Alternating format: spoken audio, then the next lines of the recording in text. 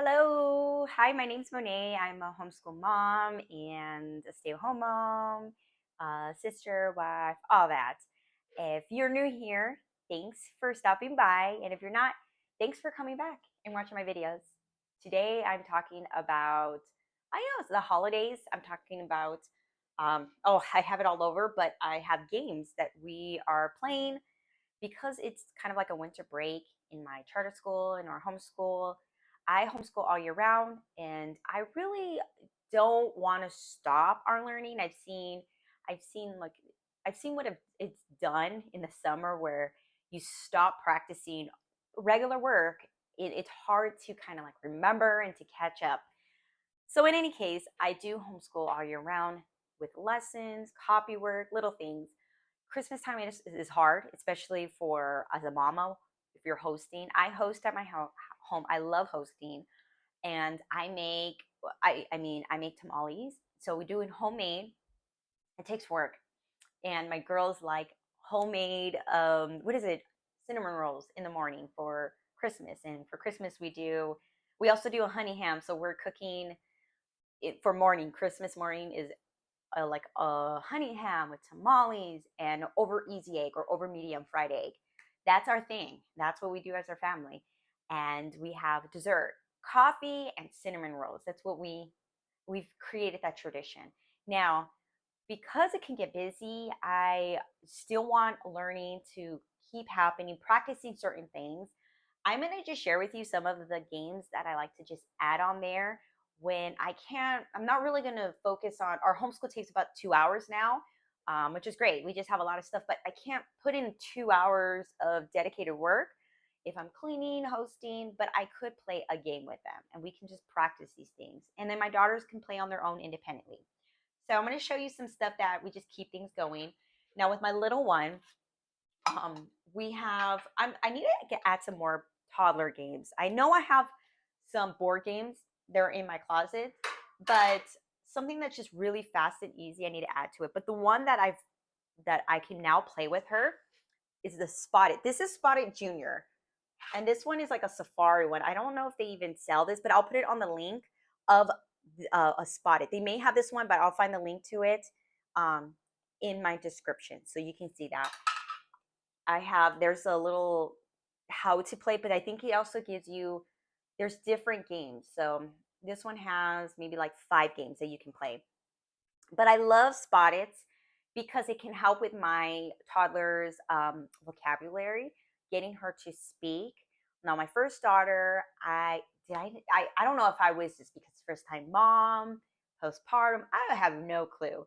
I lived in Pasadena, but it was a little crazy over there, and during like COVID, it was really crazy. Now with her, I guess I started playing games recently, and I wish I started earlier. But we are looking for different animals, kind of like a fast pace. What can you spot? Are you? I'm this parent where I'm getting told by my daughter, "Mom, I can't find this. Mom, I can't find that." I go in the room, it's right on the floor. So anything for like a look and find, let's practice that because I'm tired of finding things when it's right in front of you. I'm looking for them, it's right in front of you, and you're telling me you've searched all day. It hasn't happened. Anyways, this is really cute, and it's great with vocabulary, very fast pace, and there's a lot of things you can do with this. So color recognition, I've done that before. We've done color recognitions. I've even made my own. Or like, okay, what's the smallest? Who's the smallest animal? Quickly, what is it? So she's learning the animals. I should probably get one. They have one, and I don't have it. I should get it. They have the alphabet, and I'll put it on a link before the link down in the description. But I have alphabet and numbers, which is great for number recognition, letter recognition. So that's going to be, it's a great little learning fun you can do at in the morning. Okay, let's see what else. Okay, so this one can be for both. This is Tiny Polka Dot. Why did I get this? I think I got this because a lot of homeschool moms were saying, get it, it's amazing," and I didn't believe them, but it is. So you have like 4 different colors. There's a 5. You have your purple, which has your numbers. You have your blue, which has like a die.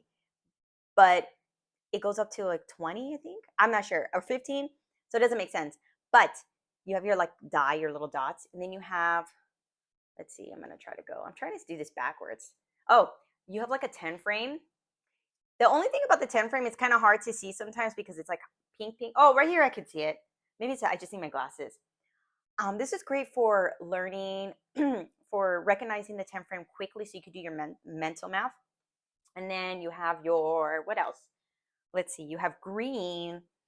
This ones are big dots and small dots all over the place. So you can quickly mental math, add that up. And then you have like a round one that has dots all the way around, also for mental math. So this game is cool. I'm going to show you. Oh, blank, 0. Okay, so you have front and back cards with different game ideas that you can work with all of those flashcards. So one thing that I have, and what's great about having an older daughter and a younger daughter, they're 5 years apart. The older daughter will play with her younger sister their own made up games. So she's doing she's, how many do you see? And they're counting together. Or let's do a matching game. I've caught them doing that and it's great. And then it could be a solo game for my daughter making breakfast. We could do something fast paced.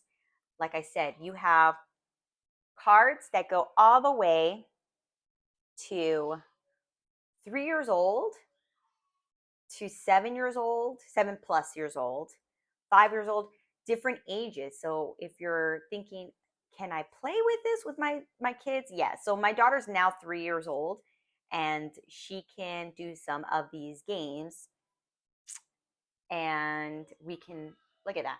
So you're never without. Now let's see what's another one. Let me see what's another one. Hold on. Another card game, or many ways to play, is a 77 ways to play Tenzi. You can just play Tenzi on your own, and there's like 5 different games just in this little thing alone. You have 5. Is it 1, 2, 3, 4? You have 4 different color dice, but there are 10 of them for each player, right? And you can play on your own. The object of this game is to roll your die and try to get the same number in like you have to get it all the same number 10 times, or like in a row. And there's different ways to play it, so you can put some handicaps on you where I am only getting, I'm going to use all 2s or all, I don't know. There's different ways to play. And the reason I say I don't know, because the card games put the handicaps on you, which is great. So you can play a card that is, where am I? Here we go, where you're rolling the die and you have to get all of these. And it's a faster paced game. So you're going to go, it's really fast to just, okay, I like to chuck dice. I'm going to roll the dice and see if I can get all these colors. And there's different rules.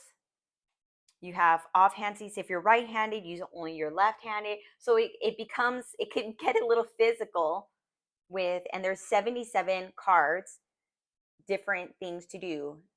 So that's what's kind of cool. So what you can do is, if you want one of these cards, you can do, all players can use this. And then and all players can use either one card, or you can do different cards. You want to do separate cards. It really depends on how you want to play. This is great for math, getting my daughter, not my younger one, she just likes to kind of like tag along, but for us to have math in our daily habit. And I think that's what I love about these kind of dice games, because dice games are always fun. Always, always fun. And my husband likes to play these kind of games because he likes to roll dice. All right, let's see what else I have. Now, practicing. Okay, yes, I want to say, I don't know if any of you guys played this. I found this online on Amazon, because I was just looking for a card game that has the alphabet so we could practice our spelling. And this is a spelling card. Think of it like a scramble in a way, where you are spelling words, but you, depending on the letter you're using, you're gonna have, that's how many points you're gonna get. And so we were doing a medieval theme. It was last year I got this, and we were working on medieval history. And these kind of look like manuscripts, and I think that's the whole point. They're like manuscripts, and they're beautiful, and I like that. And I still need to practice spelling. Spelling is not our strong suit in my home. For my daughter, for my first grader, she's third grade, but we're working on that. So anything to encourage not having that fear of failing. Let's just play a game, and it's just us. We're in the privacy of our own home. So this is really cool. I like this game. So this is going to be our spelling game for the holidays. And when I mean holidays, it's really like Christmas, New Year's. And then in January, you're like, all right, January, February, let's keep going. Okay, so a logic game. I like this one. This one's like a logic spatial game. So you have to kind of, you're going to put it out on the table or on the floor, depending on what you want. And you have to get 3 pairs. Is it 3 pairs? Yeah, no, 4 pairs. Or one set of 6 sets. You're getting the set, but it has to be different. So I like this because you're going to keep, okay, is it color? Is it shaded? Is it just the outline? Is it the number amount? It's great for logic. And I got this idea from one of my math curriculums, and I've never even heard of this game. I'm kind of new to card games overall. So this was great for math. And it's the same makers from the Quiddler, the spelling. So you're going to have that same quality amount. Sound like I'm doing a review, but I'm not. I'm just trying to tell you, like, they're great for little hands. And for getting kids to just recognize different patterns. I guess it's like a pattern game, so you can see the pattern on that. All right, next I have, I love this. Oh, I forgot. I love this. So this is not the one I wanted. I do Kanoodle. This is Kanoodle Extreme. So you have your 3D, and then when you open up, you have your regular one. I'm having a hard time with this one. So you have your regular one. This one is hard. So if you're like, oh no, I could do it, I challenge you with this one. So this one's hard.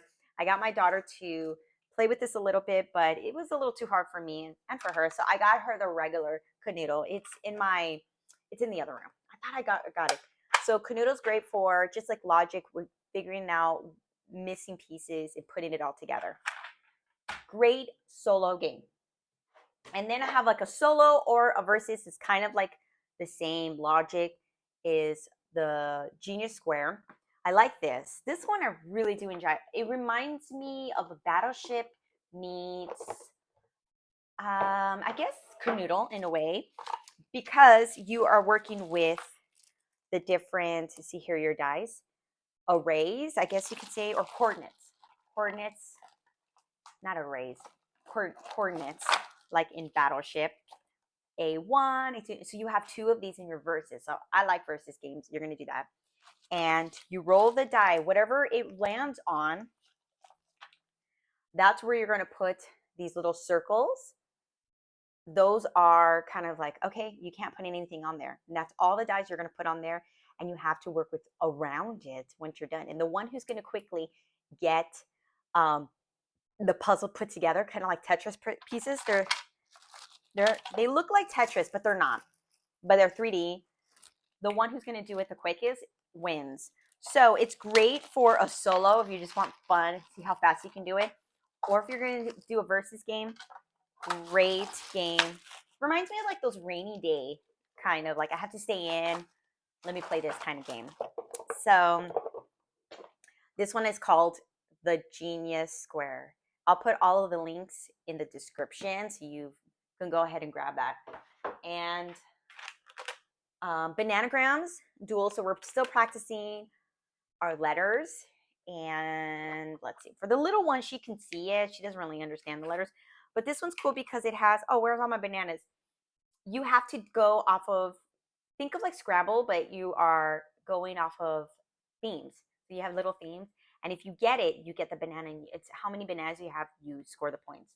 Or you could just use the cubes on your own and just play your own game. So I like that they're not tiles and they're actually cubes. So you could probably make your own games depending on what you want to do, like Boggle maybe. But you're going to roll the die and make your words. You can either do it on your own or elevate it and make it a little harder and use the banana peels. So that is kind of cool. I'll put the link on this. I don't know if it's available. I know that when I last saw, they ran out and they have to, like, I don't know, stock up. But Bananagrams duels, or you could just do regular Bananagrams. That's what we're using for our spelling. Now, I think that's it. That's all I have. Oh, I have check the oven, which is multiplications, and we're going off of this one is, what is this one? Bonus editions, 5 games in one, but this one is the threes. So we're going skip counting threes. Skip counting threes. Do you like it? I think I know it. Just have to play it. Zelda will play it. So skip counting threes. This is a card game. Hold on. This is a card game that we're using for math. So I got some math games and I got some spelling games. Oh my goodness. So that's all I have for game schooling. If you want to do that, check them out online, or if you have some of these games, I encourage you, do this if you are not able to do any kind of school or education and you just don't want them on their screen or on TV. Definitely, this is a great way to have them engage. So thanks for watching. Until next time, bye.